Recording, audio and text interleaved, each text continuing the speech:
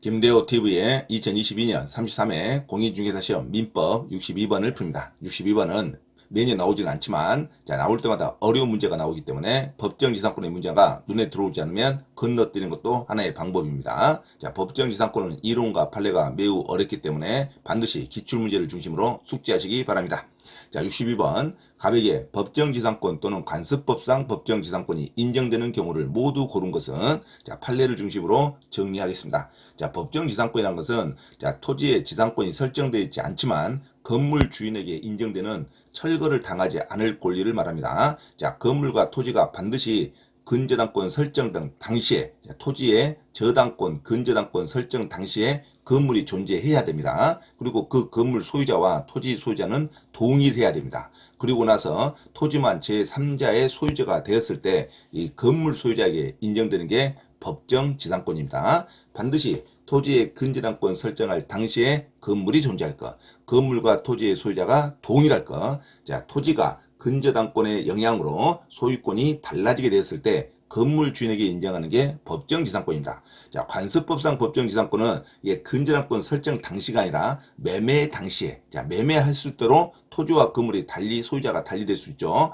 매매 당시에 건물과 소유자가 동일하고 토지와 건물이 존재했음에도 불구하고 건물만 제3자가 취득하는 경우에 이 건물 소유자에게 관습법으로 계약상의 흐름으로 축적된 계약상의 권리로 이 건물 주인에게 법정지상권을 주는 것이 관습법상 법정지상권입니다. 관습법상 법정지상권은 계약관계에 의해서 이루어지는 지상권을 법정지상권이라 그러고 일반 법정지상권은 법률관계에 의해서 이루어지는 건물 주인에게 인정되는 지상권을 법정지상권이라 그럽니다.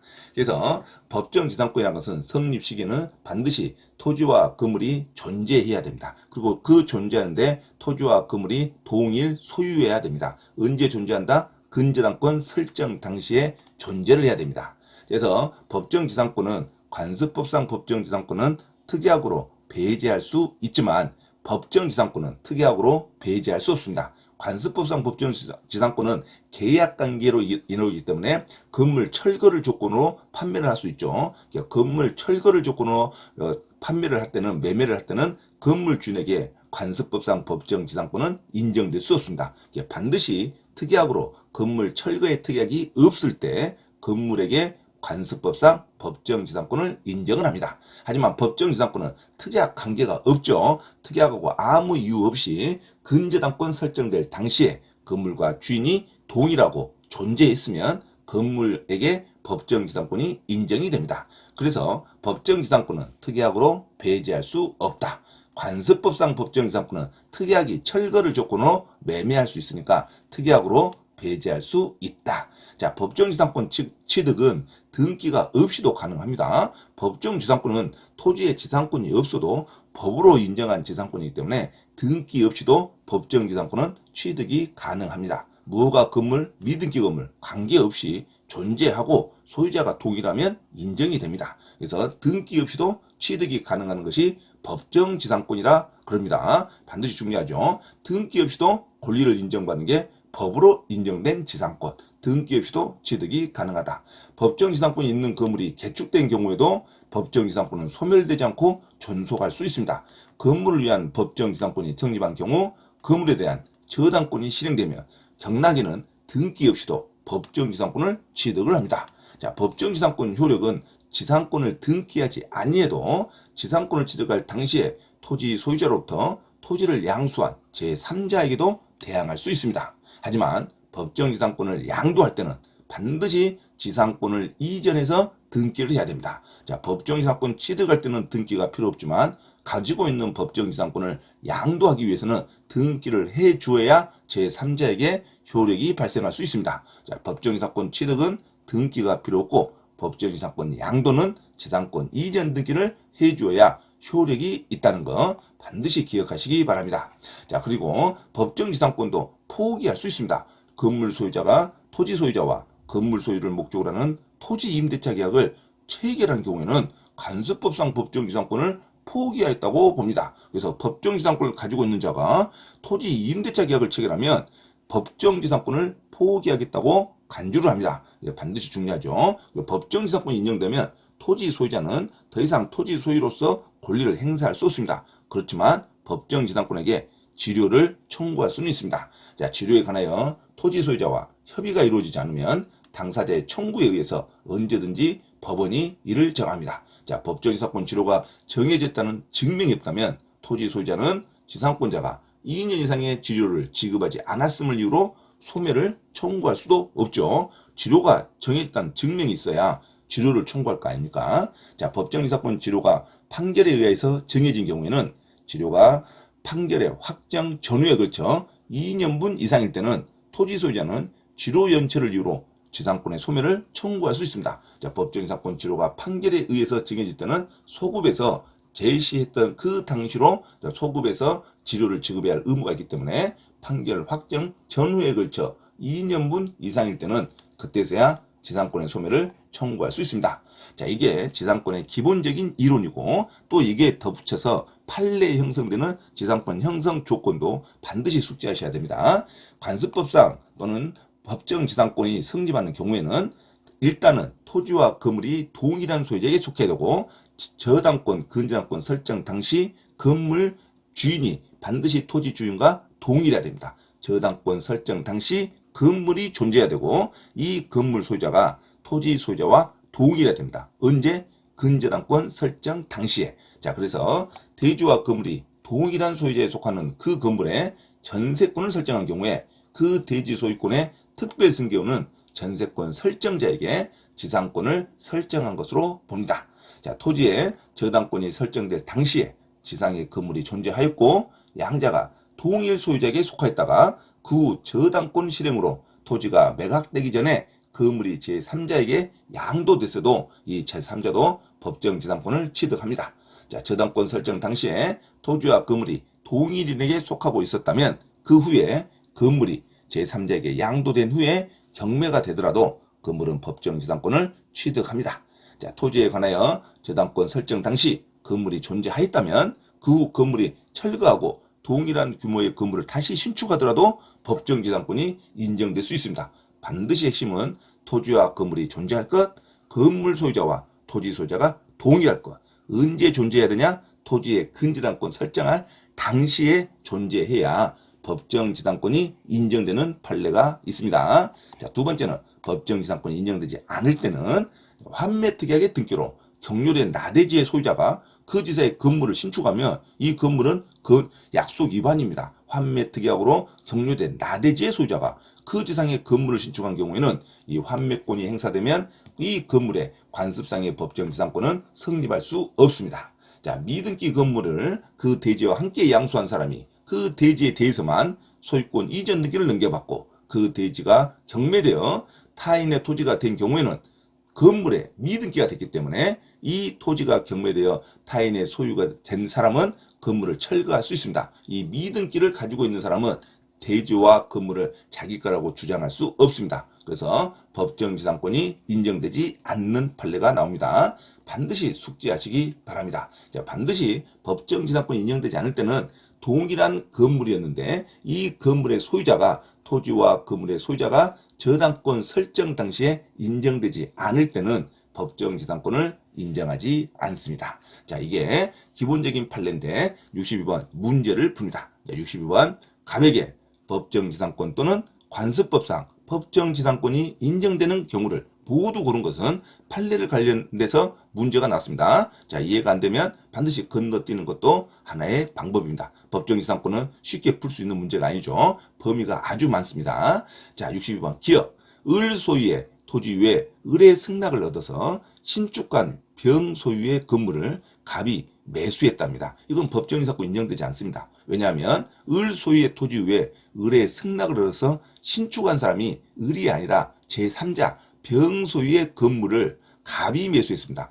토지와 건물이 존재했지만 나중에 존재했죠. 토지 위가 먼저 나대지가 있는 상태에서 나중에 건물이 들어왔는데 이 건물 주인도 병이 지었답니다.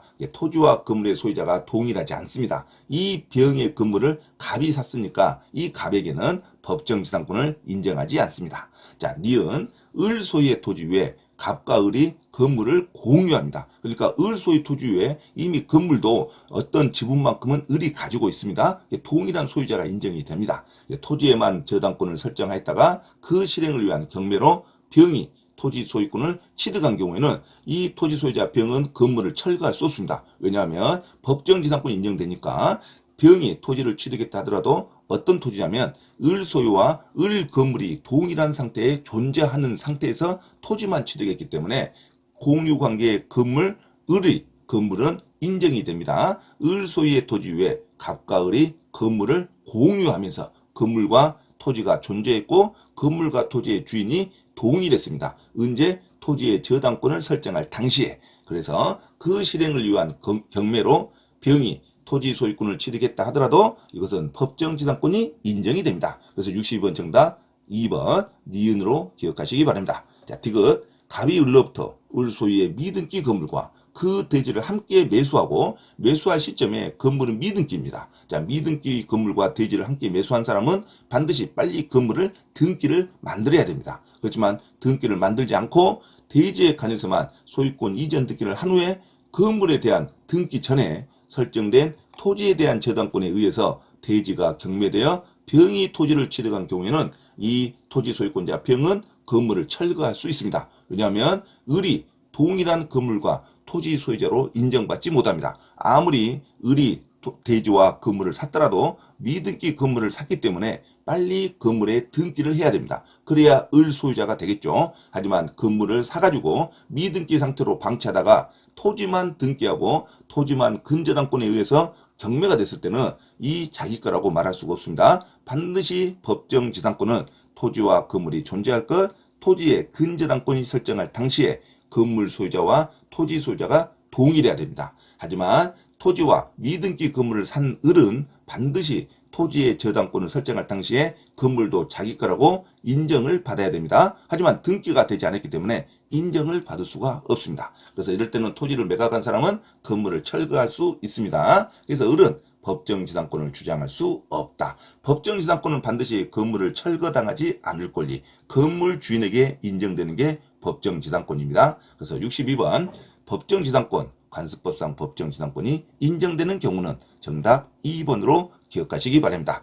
을 소유의 토지 외에 갑과 을이 건물을 공유하면서 공유했다 하더라도 건물과 토지의 을 소유가 인정이 됩니다. 토지에만 저당권을 설정하였다가 그 설정으로 경매로 병이 토지 소유권을 취득했다 하더라도 을에게는 건물 법정지상권을 인정을 합니다. 자, 62번 정답 2번으로 기억하시기 바랍니다. 기업과 디귿은 법정지상권이 인정되지 않습니다. 을 소유의 토지 위에 을의 승낙을 얻어서 신축한 병 소유의 건물을 갑이 매수했다 하더라도 법정지상권 인정받지 못합니다. 건물 주인은. 왜? 자기가 토지 소유한 적이 없으니까. 을 소유와 건물 소유, 병 소유는 반드시 소유자가 틀립니다. 그래서 기업은 법정지상권 인정받지 못하고, 디귿도 을은 미등기 건물과 대지를 사더라도 건물을 빨리 등기를 만들어야 됩니다. 등기를 만들지 않고 미등기 건물과 토지를 사가지고 토지만 근저당권 설정하고 그 근저당권에 의해서 경매가 되면 건물은 을의 것이라고 주장할 수 없습니다. 반드시 미등기 건물과 토지를 사면 빨리 건물을 자기 것으로 등기를 만들어야 소유권을 인정받을 수 있습니다. 제3자에게 소유권 효과는 등기 이후에 제3자에게 소유권을 효과를 주장할 수 있기 때문에 반드시 등기가 있어야 됩니다. 그래서 법정지상권은 반드시 성립요건이 토지와 건물이 존재할 것, 토지와 건물이 동일인 소유일 것, 동일인 소유는 근저당권 설정 당시에 토지와 건물이 존재하고 동일인 소유일 때 건물 주인에게 인정하는 것을 법정지상권이라는 걸 반드시 숙지하시기 바랍니다. 자, 62번 정답 2번으로 기억하시기 바랍니다. 법정지상권이 성립한 것은 정답 2번 을 소유의 토지 외에 갑과 을이 건물을 공유하면서 토지에만 저당권이 설정하였다가 그 설정으로 인한 경매로 병이 소유권을 취득했다 하더라도 건물 주인과 을 소유가 동일성이 인정이 됩니다. 을 소유 토지 외에 갑과 을이 건물을 공유하더라도 건물 주인에게 법정지상권을 인정한다는 거 반드시 기억하시기 바랍니다. 62번 정답 2번으로 기억하시기 바랍니다. 참고로 김대호TV에서 공지사항을 알려드립니다. 첫째, 공인중개사시험 전과목 핵심 이론과 예상 적중 문제풀이를 수강하고자 하는 분은 개인 또는 그룹으로 특별과외 신청을 할 수 있으며 공인중개사 고시학원에서의 특강 수업 신청도 가능하니 문의하시기 바랍니다. 둘째, 서울 송파구 9호선 석촌역 인근 송파 CS 평생교육원에서 주 2회 공인중개사 자격시험 전과목 이론과 문제풀이 강의를 진행하고 있으니 공인중개사 자격증 취득에 관심이 있으신 분은 송파 CS 평생교육원에 문의하시기 바랍니다. 셋째, 공인중개사 자격 취득 또는 부동산 경매 관련 가치 분석과 권리 분석을 수강하고자 하나 수강 비용이 걱정되는 분은 매주 토요일 우장산역 인근 서울 강서구 발산초등학교 맞은편 소생교회에서 무료 강의를 진행하고 있으니 김대호 원장에게 문의하시기 바랍니다. 자, 이상 부동산 고시연구원 김대호 TV에서 말씀드렸습니다. 감사합니다.